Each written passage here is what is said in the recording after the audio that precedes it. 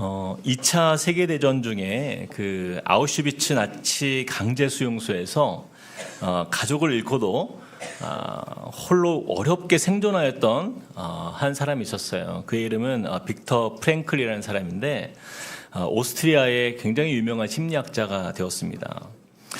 그는요 자신의 생존 기록을 담은 죽음의 수용소에서라는 책을 이제 쓰게 되는데, 이 빅터 프랭클은요 이 책을 주제로 한 그의 강연에서 이런 말을 남깁니다.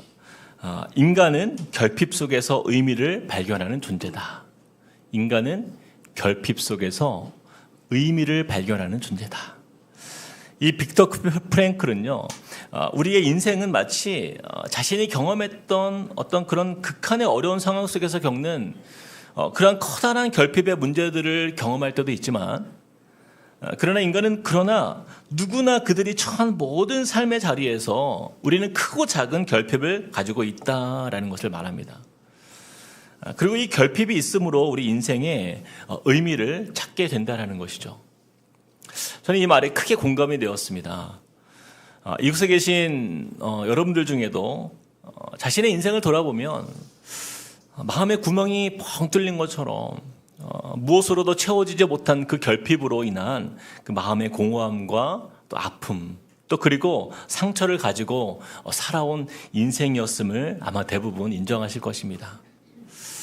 우리가 사는 세상은 더 발전되고 윤택해지고 또 환경적으로도 더 풍요롭고 편안해졌음에도 불구하고 그 안에 있는 사람들은요 오히려 우리 과거에 비해서 더 갈수록 공허해지고 또 불안해지고 또한 더 외롭게 느껴지는 현실을 마주하는 것을 우리가 보게 되는 것이죠. 겉으로 우리 눈에 보이는 세상은요 너무 화려한데 우리들의 내면은 여전히 이 결핍투성이라는 것을 보게 됩니다. 우리가 세상을 바라보면 결핍의 문제로 가득한 현실을 우리가 보게 되죠. 옛날보다 물질의 풍요 속에 살아가는 우리지만 이 감정과 또 관계는 더 결핍의 현상이 나타나고, 또 과거에 비해 많은 정보들이 넘쳐나지만 그러나 정작 지혜와 진리는 결핍된 세대가 되었고, 또 속도는 빨라졌지만 깊이는 얕아지고, 많은 사람들이 또 이 SNS를 통해서 서로 소통하는 것처럼 보이지만 정작 나 자신의 본래 모습과 또 있는 모습 그대로를 드러내기가 어려워진 그런 세대 속에서 우리는 이런 소속감의 결핍, 정체성의 결핍, 또 관계의 결핍, 또 우리의 숱한 내면에 말할 수 없는 결핍 속에 우리가 살아가는 것이죠. 이와 관련해서 제가 책을 한 권 읽게 되었는데, 이 결핍의 위로라는 책이었어요. 이 결핍의 위로라는 책을 쓰신 장일 목사님이 계십니다. 이분이 이 쓴 책이 제목이 결핍의 위로라는 이 주제답게 이분은 이 심각한 건강상의 결핍을 가지신 분이었어요. 이 목사님은 크론병이라는 아주 특이하고도 괴물 같은 병을 앓고 있는데, 이 크론병이라는 것은요 온 몸 안에 있는 이 소화기관과 이 장기들이요 전체에 걸쳐서 염증이 발생하는 만성 염증성 장질환이라고 합니다. 근데 이 병이 얼마나 무섭냐면 이 통증이요 갑자기 예고 없이 장애 통증이 온다라는 거예요. 그러면 앉을 수도 없고 누울 수도 없는 그런 극한의 통증을 겪는다라는 거예요. 그러다 보니까 언제 어디서 얼마나 어떻게 아프게 될지 전혀 예측할 수 없는 그러한 상황 속에서 그는요 늘 두려움과 고통 속에서 이 17년간을 보내온 거예요. 그래서 이 장일 목사님이 자신이 겪은 이 삶의 이야기를 책에 기록한 거예요.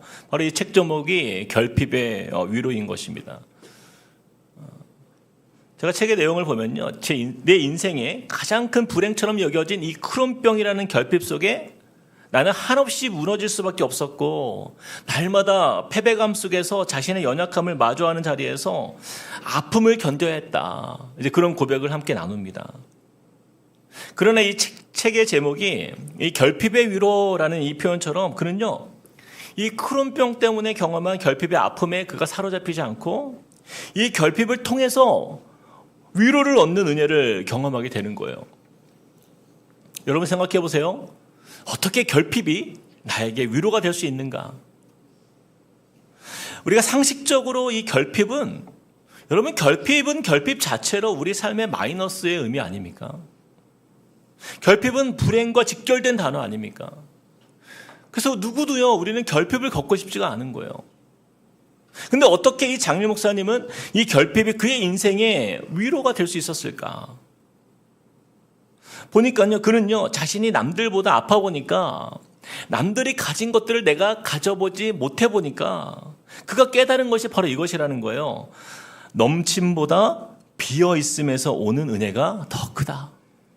넘침보다 비어 있음에서 오는 은혜가 더 크다. 어쩌면 저와 여러분의 인생에서 이 결핍을 받아들이기가 힘든 이유는요, 우리는 비어 있음을 견디지 못하기 때문이 아닌가라는 생각이 들어요. 남들은 다들 넘쳐나는 인생처럼 보이는데 나 혼자 비어 있는 것 같은 거예요. 그런 비어 있음으로 인한 자신의 삶을 우리는 비관할 때가 너무나 많죠.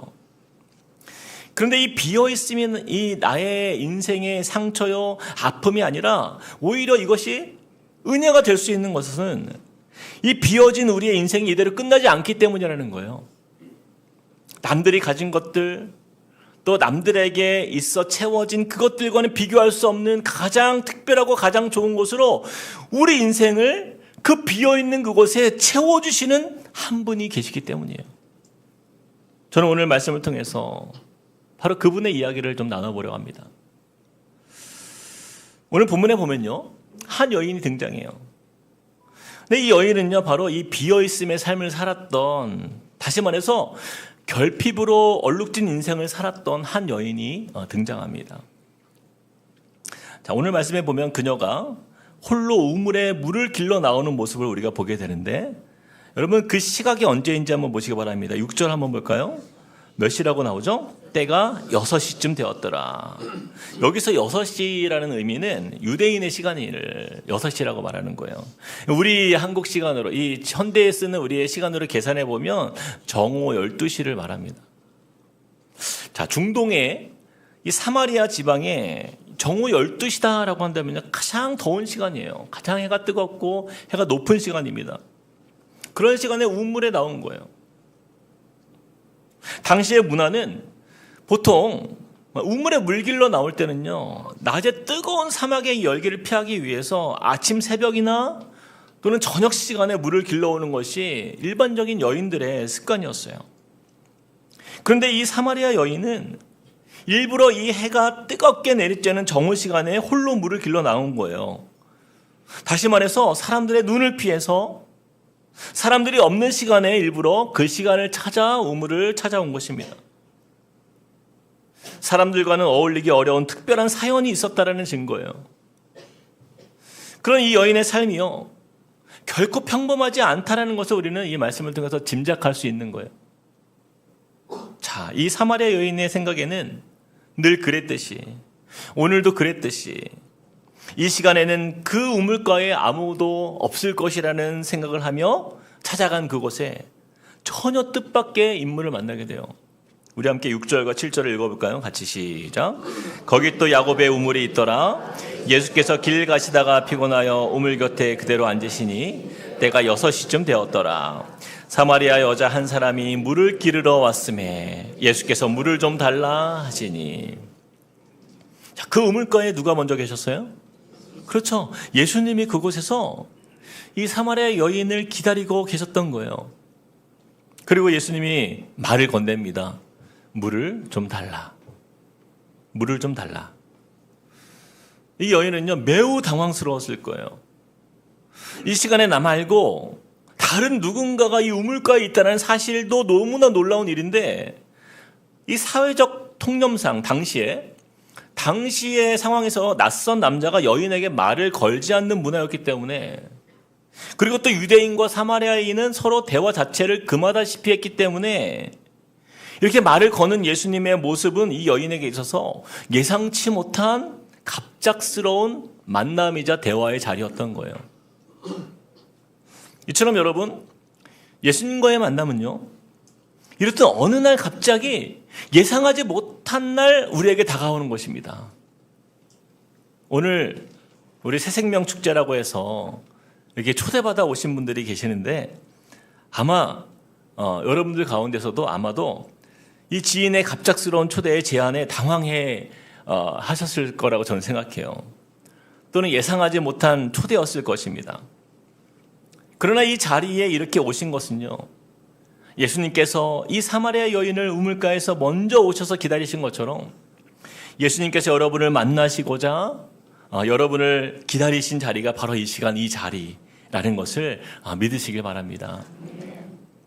자, 이어서 예수님은요 이렇게 말씀하세요. 이 여인에게 이야기합니다. 10절에 보니까 예수께서 대답하여 이르시되 내가 만일 하나님의 선물과 또 내게 물 좀 달라 하는 이가 누구인 줄 알았더라면 내가 그에게 구하였을 것이요 그가 생수를 내게 주었으리라. 자, 예수님은 이 말을 걸기 위해서 물을 좀 달라 하셨지만 그녀에게 정작 해주고 싶은 말씀은 바로 이것이었어요. 내가 누군 줄 알았더라면, 내가 너에게 물을 달라 하는 것이 아니라 바로 그 여인이, 당신이 네가 나에게 그 물을 구하였을 것이며 그 생수를 내가 너에게 주었으리라 라고 말씀하세요. 그러다 이 여인은 혼란스러웠어요. 아니, 예수님이 어떤 분인지 몰랐기 때문이죠. 지금 나에게 말을 거는 이 사람이 나에게 생수를 준다? 이 말이 잘 이해가 안 된 거예요. 지금 이 남자는 이 우물에서 물 기를 그릇도 없는데 어떻게 생수를 나에게 주겠다는 말인가? 이 여인은 혼란스러웠어요. 그러자 예수님이 이 여인에게 그 생수의 의미를 이렇게 말씀하십니다. 13절 14절 말씀에 이렇게 말씀해요. 예수께서 대답하여 이르시되 이 물을 마시는 자마다 다시 목마르려니와 내가 주는 물을 마시는 자는 영원히 목마르지 아니하리니 내가 주는 물은 그 속에서 영생하도록 솟아나는 샘물이 되리라.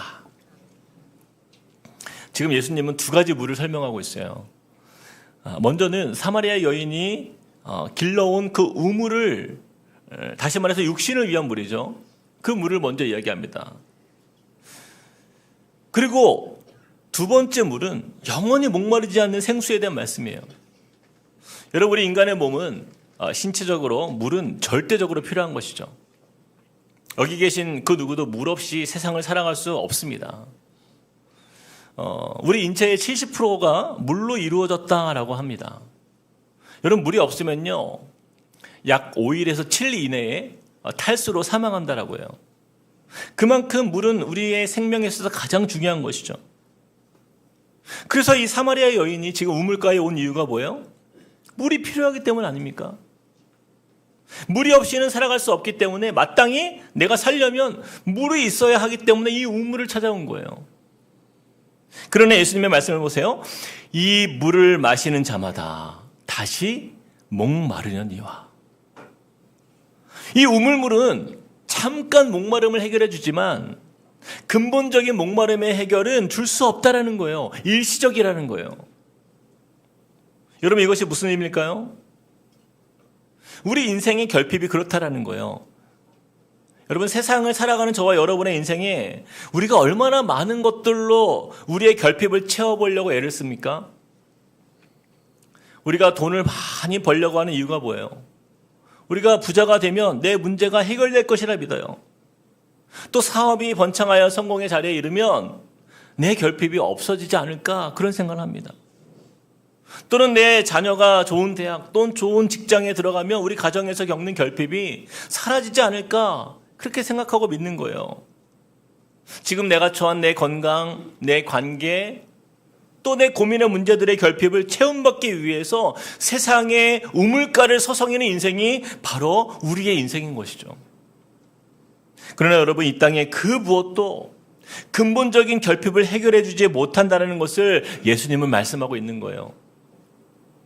이 여인이 매일 그 우물가를 찾아와서 다시 그 목마름의 문제로 또 내일이 되면 그 우물가를 찾아야 되는 인생인 것처럼 바로 그러한 인생이 우리의 인생이기 때문이에요.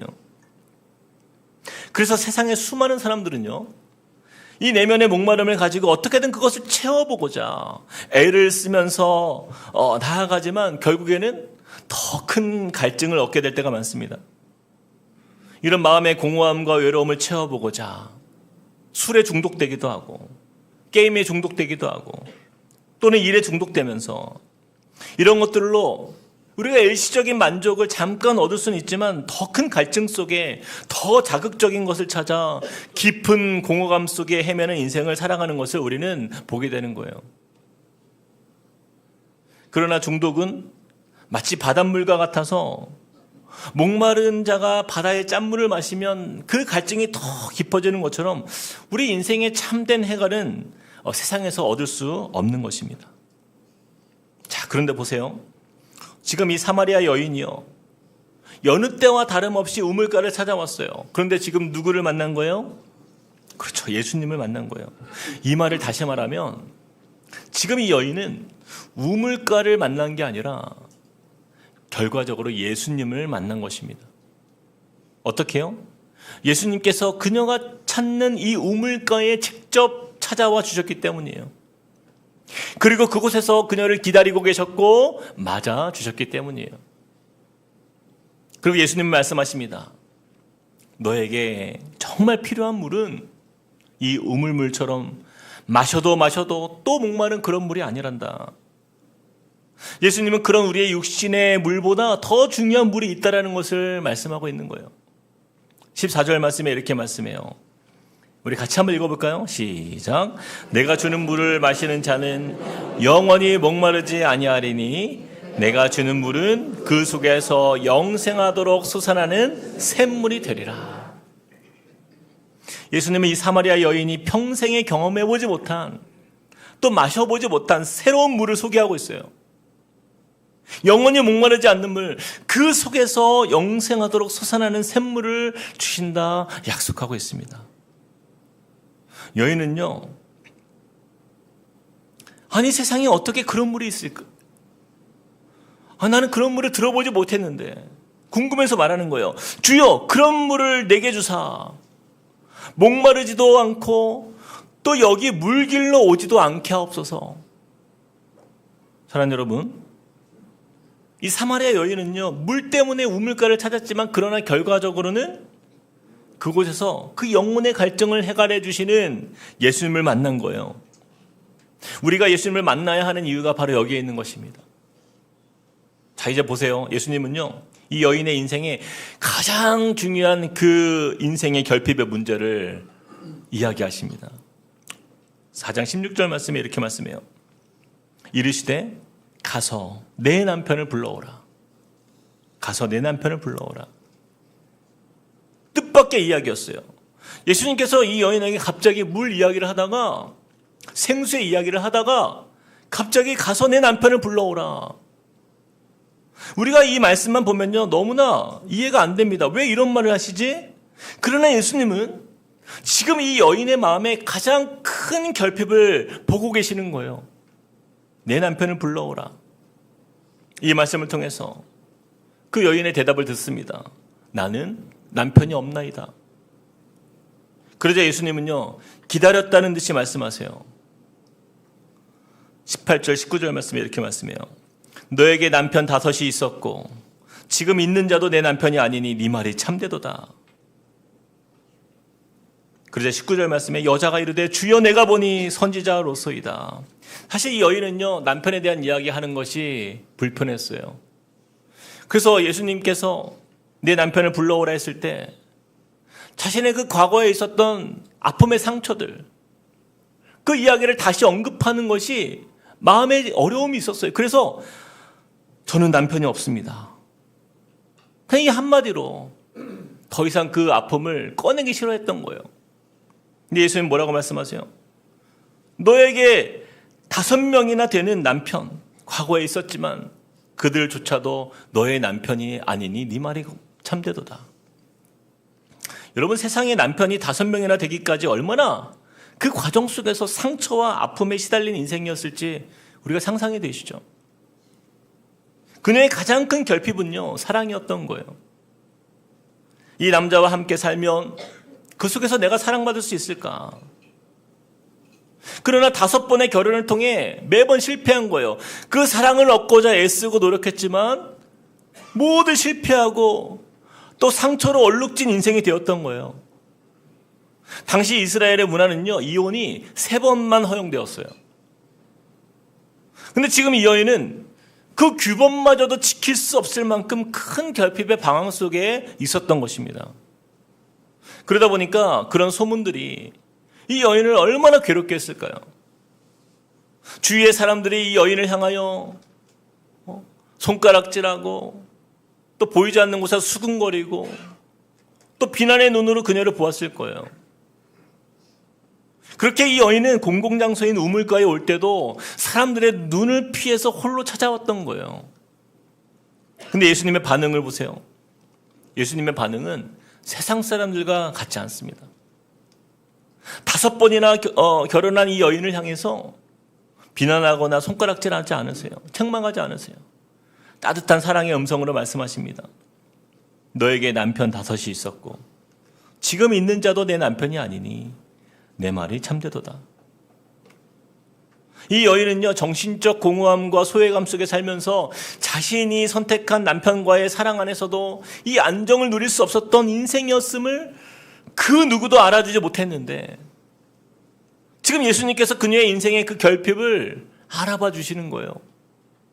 처음 느껴보는 공감인 거예요. 그리고 그녀의 인생에 예수님이 찾아오신 거예요. 무엇을 주시기 위해서 오셨다고 말씀합니까? 14절 말씀. 내가 주는 물을 마시는 자는 영원히 목마르지 아니하리니 내가 주는 물은 그 속에서 영생하도록 솟아나는 샘물이 되리라.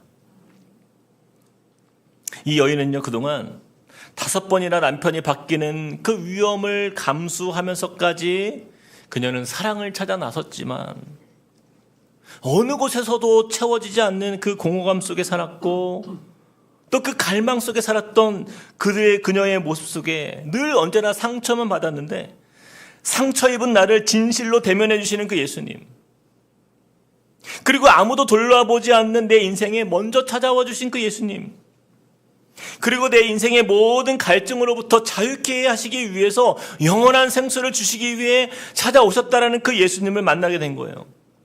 사랑하는 여러분, 우리의 인생이요 바로 이 여인과 같은 인생입니다. 예수님은요, 저와 여러분의 모든 아픔과 그 결핍을 알고 계세요. 텅 비워져 있는 것과 같은 바로 그 인생에 세상 사람들은요, 그것을 세상의 물로 채워서 나름 갈증을 채워보려 하지만 결국 그 인생은요, 마르게 되는 인생이에요. 목마른 인생으로 살아가는 것입니다. 우리가 다 그렇게 살아오지 않았습니까? 자, 그런데 예수님을 만나면 생수의 강이 흘러넘치는 그 풍성함의 은혜로 더 이상 결핍이 아닌 진정한 만족을 경험하게 되고 넘치는 인생이 되는 것입니다. 왜냐하면 예수님의 사랑은요, 세상의 사랑과는 완전히 다른 사랑으로 우리에게 찾아오셨기 때문이에요. 세상의 사랑은요, 매우 조건적입니다. 내가 매력이 없으면 사랑하지 않아요. 우리가 배우자를 만나 결혼할 때도요, 그 배우자를 사랑하는 그 조건과 이유가 있잖아요. 세상의 사랑은요, 내 중심의 판단에 따라서 사랑의 조건이 결정됩니다. 그리고 시간이 지나면 그 사랑이 식어지기도 하고 변해지기도 해요. 상황과 감정과 관계에 따라 그 사랑이요, 사라지기도 합니다. 제가 책을 보니까요, 우리가 사는 이 사회, 특히 우리나라는요, 그 사랑의 결핍 속에서 사람들과의 관계가, 사람들의 관심과 사랑을 얻고자 지독한 이 비교 경쟁 사회로 변질되었다라는 거예요. 이게 연구의 결과인데, 안 그래도 이 사회가 결핍이 가득한 사회인데, 그 속에 우리가 살면서 그 결핍 속에서 우리는 비교하면서 그 사랑의 결핍 속에 더 비참하게 만드는 그런 세상의 현실 속에 우리가 살고 있다는 거예요. 더 예뻐져야 사랑받고, 더 유능해져야 사랑받고, 더 남들보다 높이 올라가야 사랑받고, 그렇게 인정받는 세상이 우리가 사는 사회라는 거죠. 그래서 이 MRI를 통한 심리검사에서 한국인의 뇌는요, 이렇게 나왔어요. 비교하는 뇌. 비교하는 뇌. 이게 한국인의 뇌의 특징이래요. 여러분, 비교의 뜻이요, 이렇게 해석하더라고요. 비참과 교만. 비교가 그 단어래요. 비가 비참의 비고요. 교는 교만의 교예요. 비교하면서 내가 비참해지기도 하고 또 내가 교만해지기도 하는 거예요. 그 속에서 평생을 반복하며 롤러코스터처럼 우리는 비참과 교만의 자리를 왔다 갔다 하는 인생. 우리 인생이라는 거예요. 세상에서 사랑받고자 평생을 이 비참과 교만의 자리를 왔다 갔다 하며 살아가는 우리의 인생에는요, 참 만족이 있을까요? 그렇지 않죠. 오늘 좋았다가도 또 누군가 나보다 더 나은 사람을 보면요, 바로 비참해지는 게 우리 인생 아닙니까? 이것이 세상의 사랑의 모습이에요. 그러나 저와 여러분을 향한 예수님의 사랑은요, 무조건적인 사랑이에요. 예수님께서 이 사마리아 여인의 조건을 보고 찾아오신 바로 그것. 이것은 그녀의 조건이 아니었어요. 저와 여러분에게 찾아오신 예수님은요, 우리의 조건을 보시지 않는다라는 거예요. 우리의 형편이 어떠하든지 상관없이, 저와 여러분이 가난하든지 아픔이 있든지 상관없이, 심지어 우리가 죄인일 때부터 우리를 사랑하셨다라고 말씀합니다. 그리고 저와 여러분의 지금 모습 이대로를 사랑하신다라는 거예요. 바로 그 사랑의 예수님께서 이 사마리아 여인을 찾아오셨듯이 이 시간 저와 여러분에게 찾아오신 거예요. 그리고 하나님의 선물을 주시기 위해서 바로 그 영원한 목마르지 않는 생수를 저와 여러분에게 주시기 위해 찾아오신 것입니다. 그렇다면 그 영원히 목마르지 않는 생수의 의미는 무엇인가? 이 말씀에 보니까 14절 말씀에 보니까요, 이렇게 말씀해요. 내가 주는 물은 그 속에서 영생하도록 솟아나는 샘물이 되리라. 이 의미는요, 영원한 생명 자체를 보장하신다는 말씀이에요. 우리가 영원한 생수를 받아 마신다는 뜻은요, 예수님을 내 인생의 구주로 영접했다는 것입니다. 우리 인생은 이 땅에서의 삶이 전부가 아니라 죽음 이후에 심판이 있다고 말씀합니다. 예수를 나의 구주로 영접한 사람은 하나님이 예비하신 그 하늘나라 천국에서 영원토록 하나님과 함께 하나님의 자녀로 살게 될 것이고, 예수님을 영접하지 않은 인생은요, 그 후에 멸망의 심판이 있다고 말씀하고 있어요. 그런데 안타깝게도 죄가 있는 사람들은요, 그 아름답고 영화로운 하늘나라의 천국에 들어갈 수가 없습니다. 그렇게 예수님은요, 저와 여러분의 그 죄를 담당하기 위해서 이 땅 가운데 오셨고, 또한 십자가에서 그 죄값을 담당하시사 저와 여러분을 그 죄로부터 자유케 하시고 하나님의 자녀 삼아주신 그 예수님을 우리가 만나야 하는 거예요. 예수님께서 바로 이 사마리아 여인을 찾아오신 이유가 무엇이에요? 그녀를 구원하기 위해 오신 거예요. 그리고 그 결핍으로 가득한 이 세상이 끝날 때 우리가 결핍으로부터 완전히 자유를 얻는 바로 그 천국으로 우리를 인도하기 위해서 바로 이곳으로 우리를 인도하신 것입니다.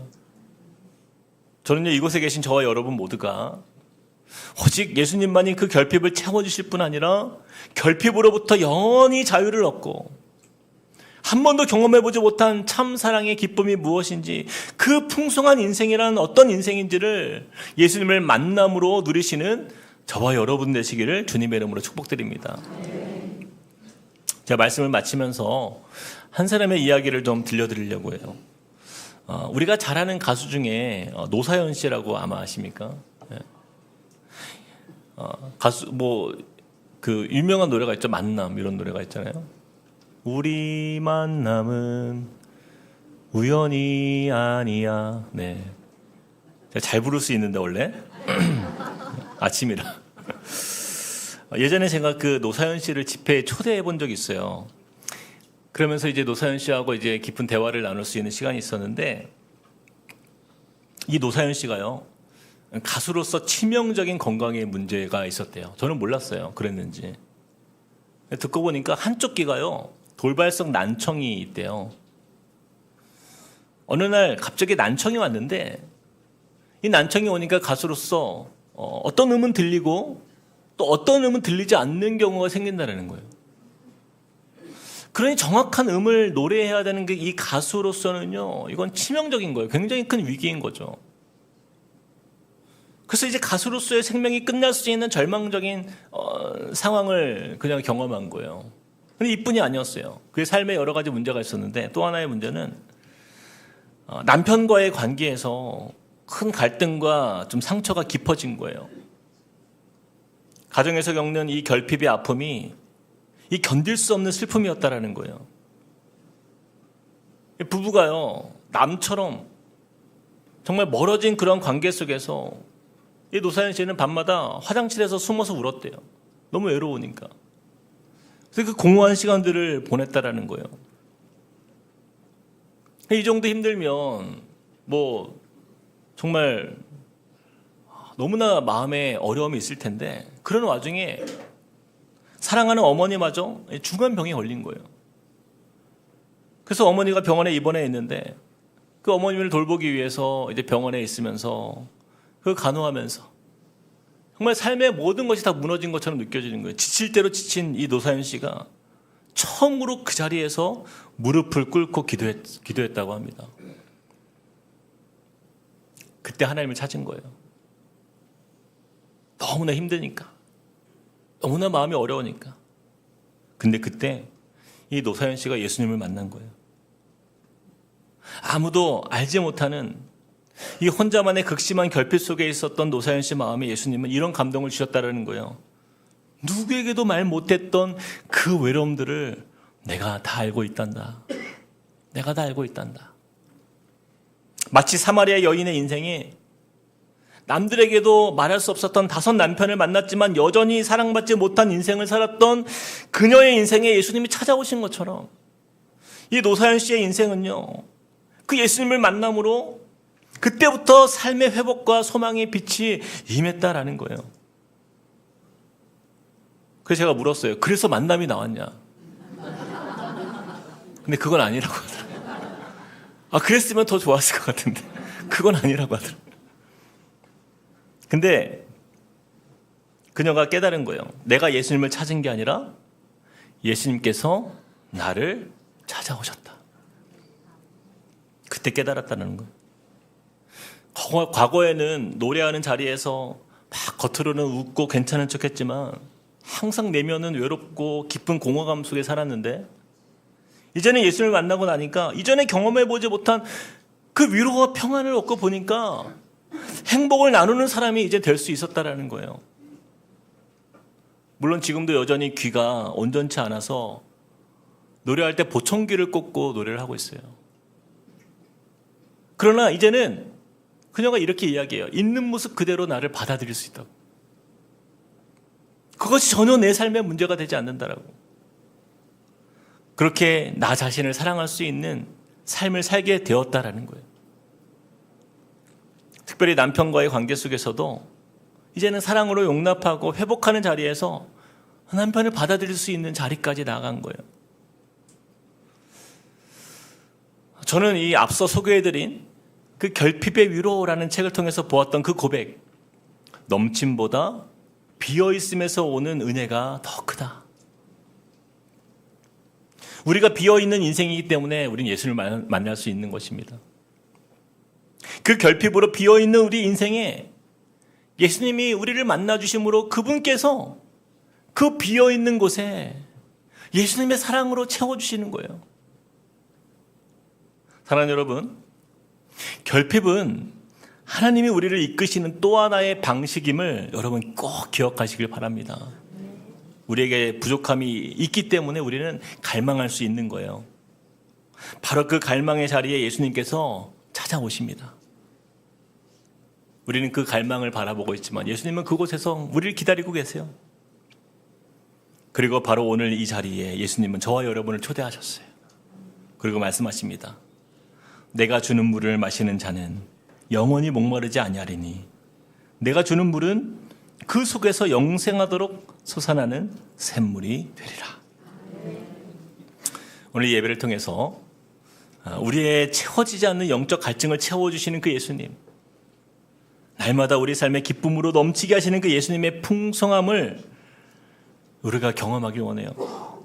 그리고 내 삶 깊은 곳에 채워지는 그 놀라운 만족을 주기 위해 나를 찾아오신 그 예수님을 영접함으로 그 은혜의 축복을 누리시는 저와 여러분 되시길 축복드립니다.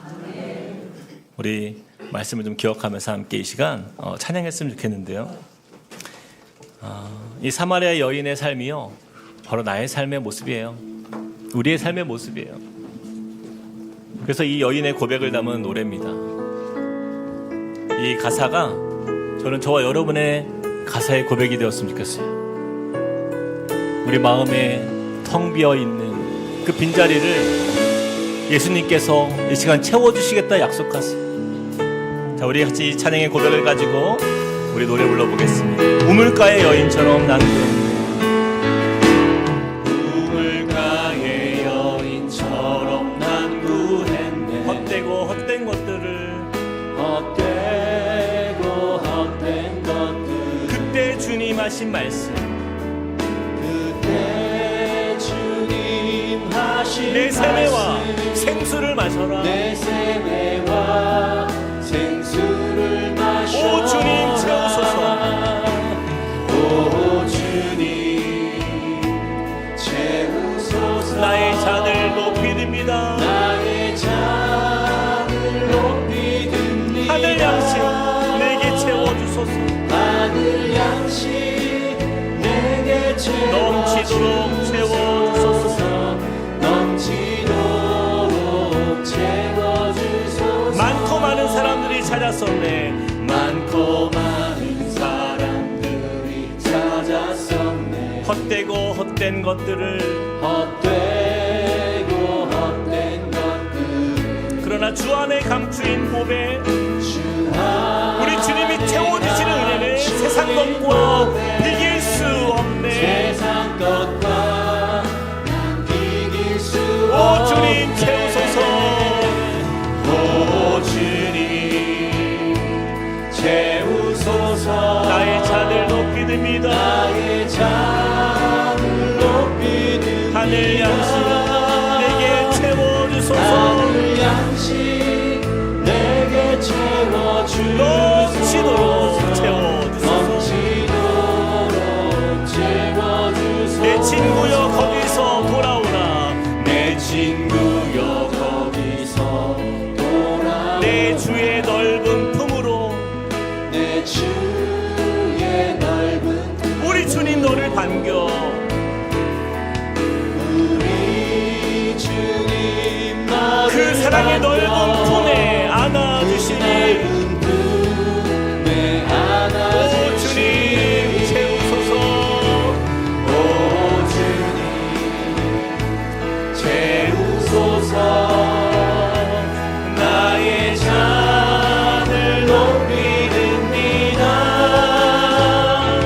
하늘 양식 내게 채워주소서. 넘치도록 채워주소서. 오 주님 채우소서. 오 주님 채우소서. 나의 잔을 높이 듭니다. 하늘 양식 내게 채워주소서. 넘치도록 채워주소서.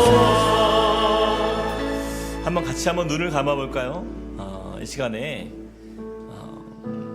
우리가 한번 눈을 감고 우리의 삶을 좀 돌아보기 원합니다. 우리 안에 있는 정말 말할 수 없는, 남들에게 누구에게도 오픈하기 어려운 그 결핍들이 있어요. 이 사마리아 여인에게 남편의 문제가 그랬듯이 우리 인생에 문제가 있습니다. 그것이 건강일 수도 있고요, 또한 관계의 아픔일 수 있고요, 또한 경제적인 결핍, 또한 배우자와의 결핍, 혹은 자녀의 문제일 수도 있고요. 우리 삶에 우리가 다 말할 수 없는 그 결핍들이 우리 인생에 있습니다. 그래서 우리가 그 결핍을 해결하고자 나름 애쓰고 노력했잖아요. 근데 오늘 그 자리에 예수님이 찾아와 주셨어요. 그리고 여러분들에게 말씀하십니다. 내가 주는 물을 마시는 자는 영원히 목마르지 아니하리니 내가 주는 물은 그 속에서 영생하도록 솟아나는 샘물이 되리라. 이제는 더 이상 그 결핍으로 인한 낙심된 인생, 좌절된 인생이 아니라 우리 예수님이 그 결핍을 다른 은혜로, 새로운 은혜로 채워주시겠다 약속하세요. 저는 그 예수님을 이 시간 만나길 원합니다. 우리 같이 한번 이 시간에 우리 마음으로 한번 기도할 때에 주님 그렇게 만나길 원합니다. 나도 그 물을 마시길 원합니다. 그 영원한 생수가 되시는 주님, 나도 그 은혜로 채워주세요. 나도 내 결핍이 그 안에서 세상에서 맛볼 수 없는 그 풍성함의 기쁨이 무엇인지 알게 해주세요. 주님, 내 마음에 그러한 은혜로 채워주시길 원합니다라고 우리 같이 한번 이 시간에 마음으로 고백하면서 주님께 나아가길 원합니다. 사랑의 하나님, 주님을 의지합니다. 주님 역사하여 주시옵소서. 주님 은혜 도와주시고 함께하여 주시옵소서. 주님의 은혜가 원합니다. 주님 역사하여 주시옵소서. 하나님의 그 사랑, 주님의 그 신은혜로 하나님의 시간 우리 가운데 역사하여 주시옵소서. 하나님께서 우리 가운데 부어주시는 사랑입니다. 하나님 그 은혜가 우리의 삶에 이변을 채워주는 역사 나타나길 원합니다. 주님께서 하나님 우리의 마음을 만들어주시고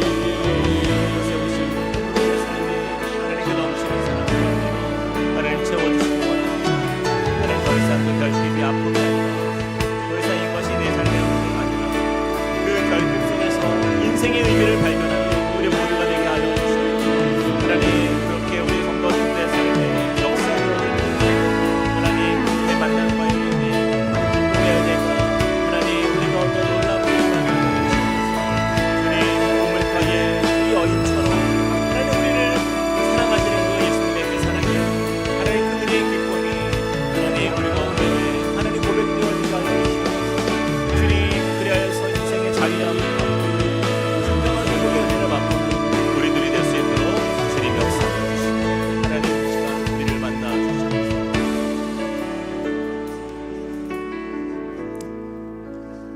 우리 이어서 한 번 더 우리의 마음을 열고 우리 들었던 말씀을 다시 한번 생각해 보길 원해요.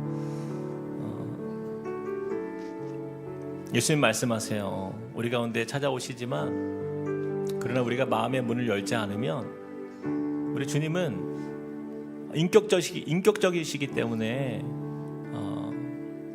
이 자리에 저와 여러분이 마음을 열길 원하세요.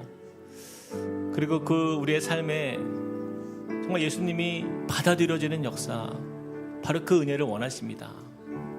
예수님 우리에게 영원히 목마르지 않는 그 생수를 주기 위해 내가 이 자리에 왔다라고 말씀하세요.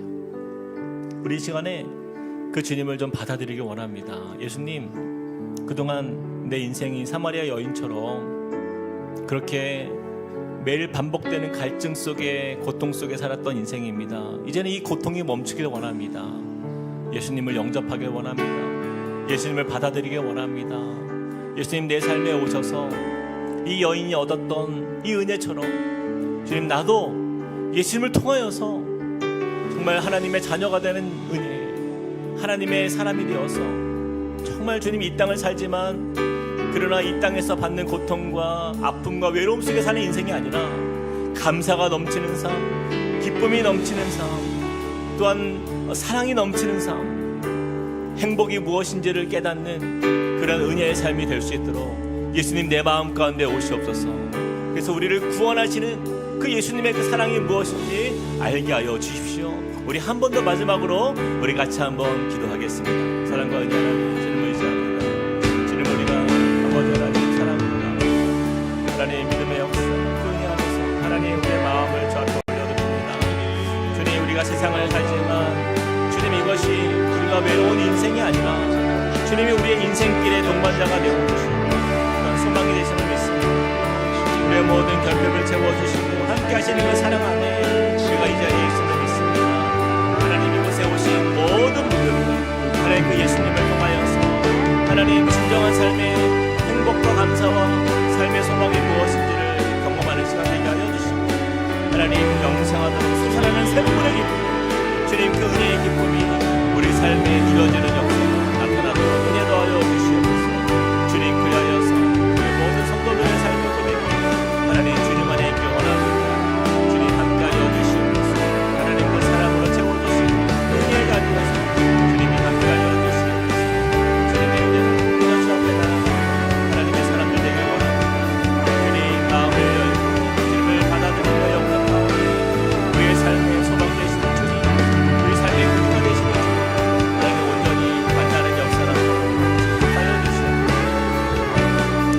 다 함께 그 자리에 일어나서 우리 찬양합시다.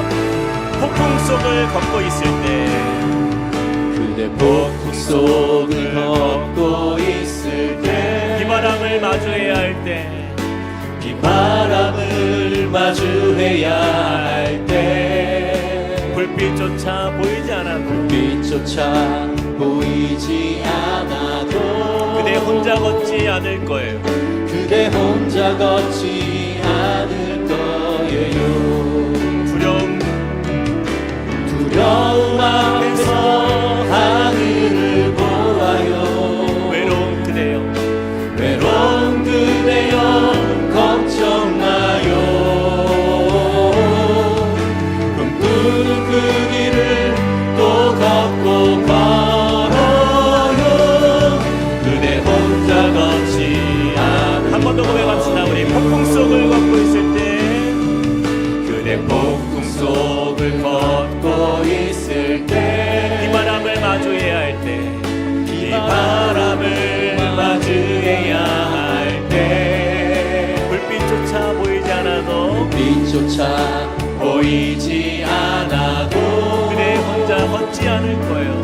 그대 혼자 걷지 않을 거예요. 두려움 앞에서 하늘을 보아요. 두려움 앞에서 하늘을 보아요. 외로운 그대여 외로운 그대여 걱정 마요. 꿈꾸는 그 길을 또 걷고 걸어요. 그대 혼자 걷지 않을 거예요. 두려움 앞에서 하늘을 보아요. 두려움 앞에서 하늘을 보아요. 외로운 그대여 걱정 마. 외로운 그대여 걱정 마요. 꿈꾸는 그 길을 꿈꾸는 그 길을 또 걷고 걸어요. 그대 혼자 걷지 않을 거예요. 그대 혼자 걷지 않을 거예요. 그대 혼자 걷지 않을 거예요. 기도하겠습니다. 예수께서 대답하여 이르시되 이 물을 마시는 자마다 다시 목마르려니와 내가 주는 물을 마시는 자는 영원히 목마르지 아니하리니 내가 주는 물은 그 속에서 영생하도록 솟아나는 샘물이 되리라. 아멘. 사랑과 은혜 하나님 감사합니다. 오늘 우리가 함께 이렇게 귀한 분들을 초대하여서 또 함께 예배하며 말씀을 듣게 하시고 또 우리 삶의 결핍의 문제로 아파하고 힘겨워했던 우리의 인생에 그 의미가 무엇인지를 다시 한번 돌아보게 하시니 감사합니다. 그동안은 비어있는 내 인생이 너무나 초라하고 불쌍한 인생처럼 느껴졌지만 그러나 넘침보다 비어있음에서 오는 은혜가 더 크다라는 그 비밀을 오늘 깨닫습니다. 그 비어있는 것이 비어있었던 것이 아니라 예수님께서 그곳에 채워주시기 위한 준비였음을 이 시간 우리가 고백합니다. 주님, 이 시간 우리가 노래했던 것처럼 우리의 잔을 높이 드오니 주님 그 잔을 넘치도록 세상에서 얻을 수 없는 만족과 기쁨과 행복으로 주님 채워주시옵소서. 그래서 우리의 인생에 정말 예수님으로 인한 정말 놀라운 변화된 삶의 기쁨의 은혜, 또 우리의 삶이 얼마나 소중하고 복된 삶인지를 다시 깨닫는 은혜, 또한 이 땅 가운데 우리가 삶을 살아가는 그 이유를 깨닫고 정말 이제는 우리의 삶의 소중함 속에 날마다 감사로 넘치는 은혜의 삶이 되도록 우리를 축복하여 주시옵소서. 이제는 우리 주 예수 그리스도의 은혜와 하나님 아버지의 크신 사랑과 성령님의 감동, 감화, 교통하심의 은혜가 오늘 말씀을 통하여서 모든 결핍을 채우시는 그 은혜의 예수님을 만나는 우리 모든 성도님들 머리 위에, 그리고 그 가정과 함께 꿈꾸는 교회 위에 이제부터 영원토록 함께 하시기를 간절히 축원하옵나이다. 아멘.